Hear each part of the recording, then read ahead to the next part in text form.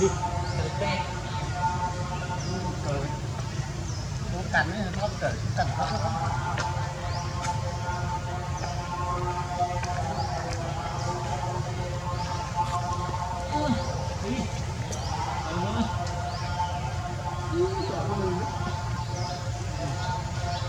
มันมีไงดีหรอ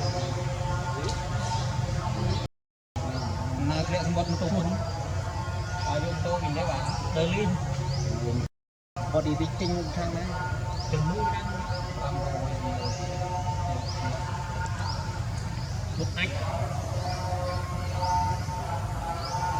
มันบอลโกยังครบเนี่ยที่มันโตอยู่ที่ไหนเว้ย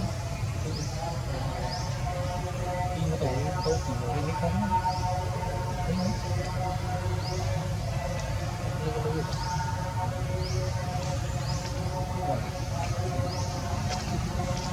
พันตัวไอตีเงินพอแล้ว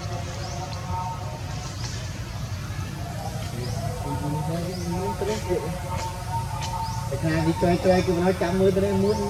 โอ้โหวิตี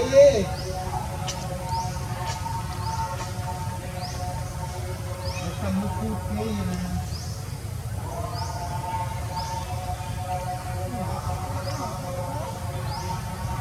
ไอซีรูบัตร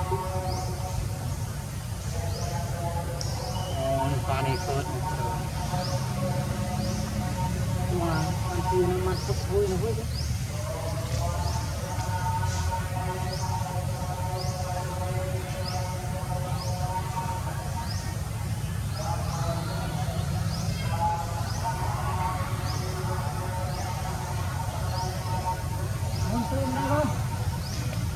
บักแอมหมดเลย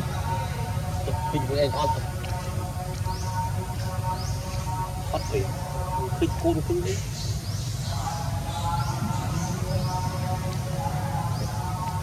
หลังกินอีกที